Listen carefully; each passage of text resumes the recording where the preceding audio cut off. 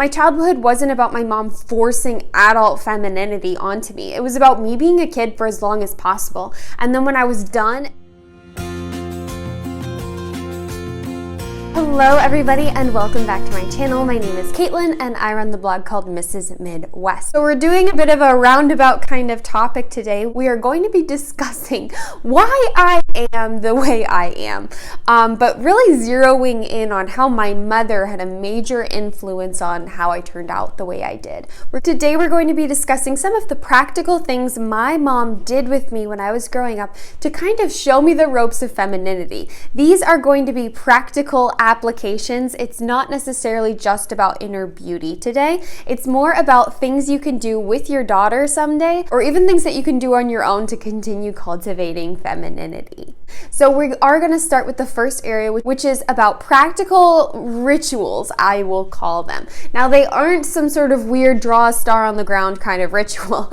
It was more about the rituals of beauty and style and embracing your body as you grew up. When it was time to shave my legs, my mom made it special. She brought me over to her fancy master bath. She shaved her leg along with me and we made it fun. She never made me feel silly for growing up. She made it seem important and exciting. And honestly, when you're a child, something as small as shaving for the first time can be a huge moment in your life. And that's what she did for so many different things. When I was 16, she brought me out to buy my first perfume that was going to be my signature scent. And I still wear it to this day. I'll also never forget when she kind of sat me down and said, okay, you're old enough to carry your own purse and not put stuff in my purse, and you're old enough to consistently wear earrings. She took me on shopping trips. When it was time to buy bras, obviously, she never made any part of that growing up puberty time feel uncomfortable. And instead, I felt special and cared for, and I did not feel embarrassed. There was no crazy celebration of, yay, you're finally not a child anymore. It was more just an acknowledgement of those milestones,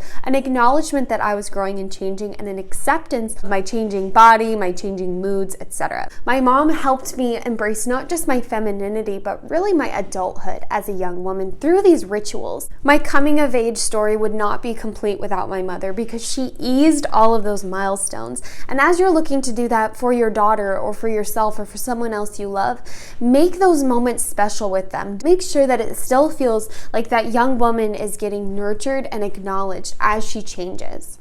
Which brings me to my second area, which is beauty and makeup. And makeup is not the end-all be-all with femininity, but I do think it matters because I think it can make you feel more confident and put together as you move forward in life. She would sit me down with her, and when it was time for a fancy event as a teenager, she would do a smoky eye on me. She would buy me magazines, tutorials for how to do the perfect winter makeup look. She even gave me some books that broke down beauty and how to do your eyebrows, your eye makeup for your face shape and what kind of haircuts to get. And she just really embraced beauty with me and showed me that it's something to be creative with. It was never something where we had to sit down and put on makeup to look perfect. It was more just an understanding that she knew I really value aesthetics. She wanted me to embrace my creativity in that area and embrace the beauty of makeup and hair and really learn how to express myself in those areas. She taught me how to use a curling iron, use set rollers and all of that, but she never forced on me. It was always from me, and that's really what I want to stress today. It was never a forced kind of weird thing. It was always a mutual decision. I never had an experience with my mother where she scraped back my hair into like a crazy hairstyle and I was all uncomfortable all day. She let my hair grow long as a kid. She left it alone. She let me be a kid when I was a kid, but when I showed signs of wanting to groom and be extra hygienic during and after puberty, that's when she really stepped in. So that does bring us to my third point, which is that she let me be a kid for as long as possible and as long as I wanted. I had a long childhood and I was unashamed of it. I still played Barbies and Polly Pockets until I was 14, a little bit after that even. I had a long childhood of expressing my creativity. I would set up the basement to look like a boutique, and I would have all of the dress-up clothes on hangers, and I would invite family members to come to my boutique, or I would have fashion shows. And one time I even edited my own magazine with my cousin, and we printed it out and binded it, and it had a hot or not section and everything. I spent hours designing dresses and clothing in a sketchbook. My childhood wasn't about my mom forcing adult femininity onto me. It was about me being a kid for as long as possible. And then when I was good, ready, and done with my childhood activities, I transferred through the puberty and into adulthood comfortably. I think it's so important. If you want to embrace your femininity as a woman, you really need to allow yourself to embrace childhood as a child. Unfortunately, not enough children get to experience true immersive play when they're young because they're forced to grow up too fast.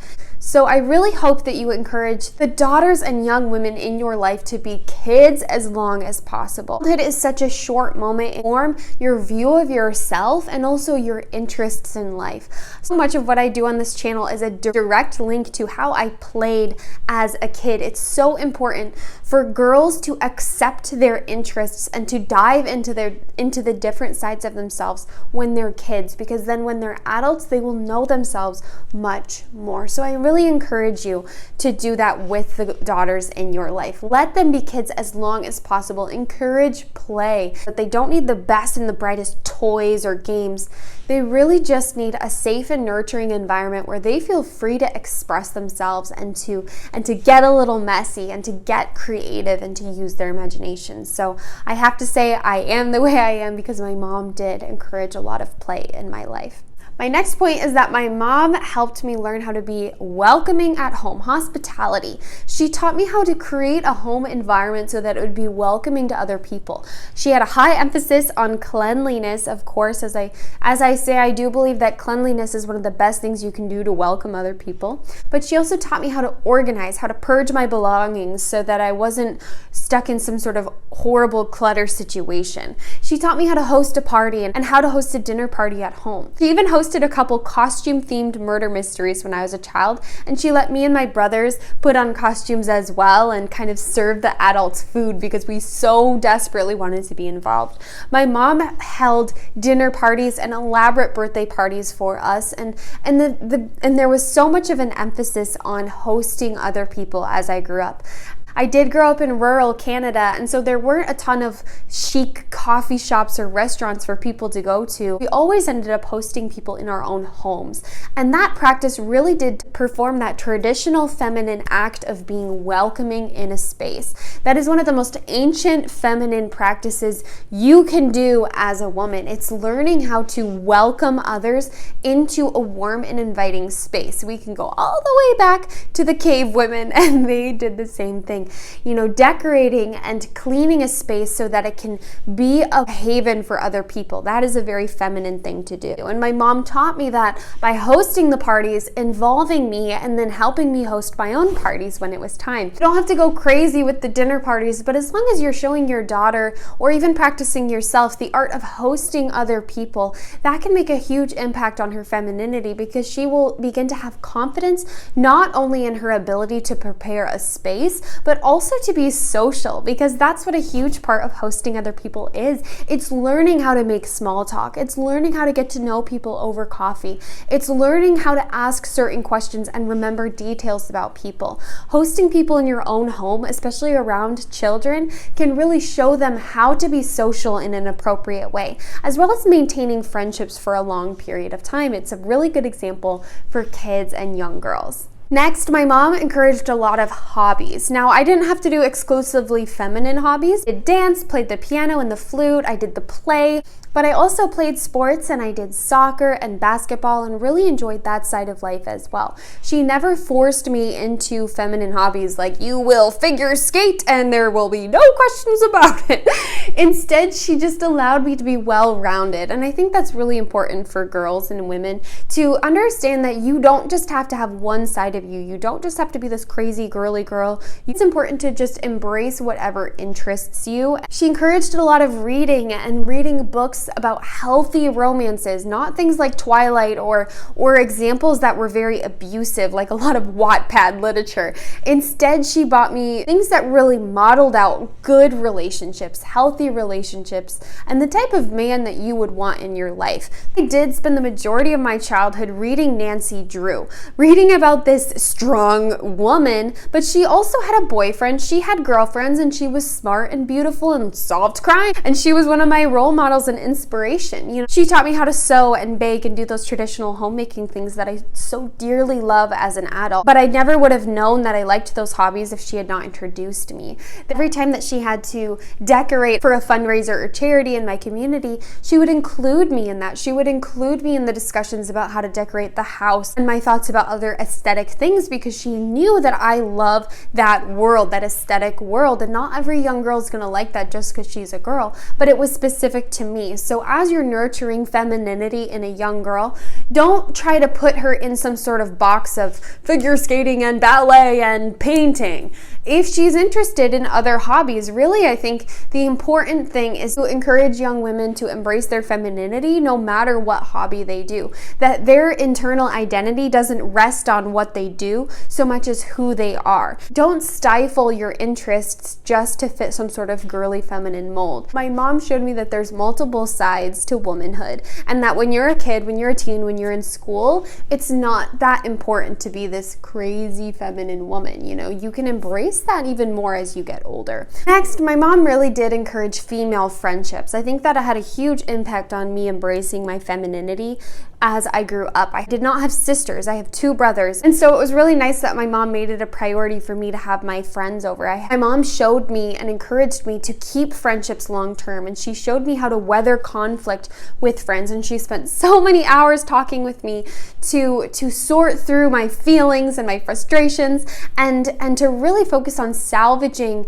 the friendships and reaching out to people that I didn't really like that much. And my mom spent a lot of time talking with me about how to handle cliques and popular kids, and she really helped me weather that social stuff as a kid and as a teen and going through puberty, because that social stuff impacts a woman's femininity so much. Because I do think being feminine is about being nurturing and gentle to the people around you. This leads me to my 7th and final point, that my mom really modeled out femininity herself, and that's how I was able to become the way I am. Without my mom's example, I don't think I would have become this way. Even if she encouraged me to do all those things she talked about, I don't think it would have had as major of an impact if she didn't live it out herself. Growing up, I saw her make her own dress for a charity event. I saw her take a crack at a new recipe a few times a week. I saw how she kept her home so inviting for others, and how she was able to socialize with the store clerks. And my mom taught me how to weather social situations, and she really showed me how to embrace those practical points of femininity, such as your changing body and your changing interests. She understood that one of my biggest goals in life was to get married and to eventually have a family, and she never shamed me for that. I think it's important to walk alongside the people in our life and, yes, challenge them and hope that they achieve their full potential, but also have an understanding that a woman can achieve her full potential by being a mother. That is not a failure. She is not stupid or unintelligent for doing that. Rather, she is embracing what she was made to do and what she wants to do. So I really encourage you, as you have a daughter, as you do this for yourself, understand that a lot of things are subject to change. Childhood is such a long period of time, and you also have teen years put in there too. Don't box a person into what they liked when they were 9 years old. Rather, walk alongside them throughout life and get to know them throughout the changing times in their life. I will never forget those moments of finding my first perfume, or opening up a fashion book on Christmas Eve, or being able to just sit with her and listen and talk about my friendships. My mother showed me how to be feminine by being feminine herself, and she showed me that women can be strong and capable without stomping around a room and declaring that they're strong and capable. She showed me that the best thing I could do was to embrace my talents and to become a well-rounded individual focused on blessing other people and being welcoming.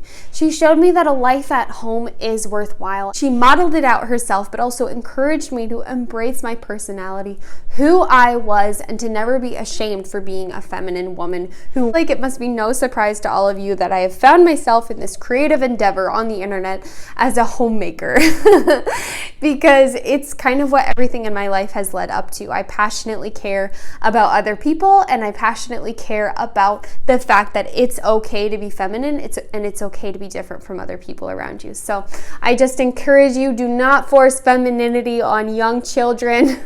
Don't force them to be something they don't want to be. Merely walk alongside them and bring them along as they transition to adults in life. So thank you so much for watching. If you liked the video, please click the like button. It does help grow our community. If you're interested in more of this content, please check out some of my older content, and don't forget to subscribe and click the notification bell to join the notification squad. Feel free to follow me on Instagram, but in total, I hope you have a wonderfully blessed and feminine week, my beautiful sisters, daughters, mothers, friends, and family.